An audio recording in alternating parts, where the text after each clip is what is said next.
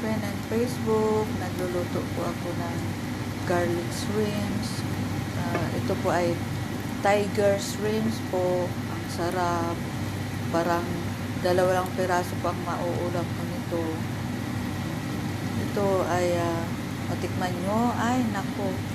Ang sarap talaga. Mas mahaba pa sa daliri ko nito mas mahaba pa yung shrimps na to, tiger shrimp, kaysa daliri ko.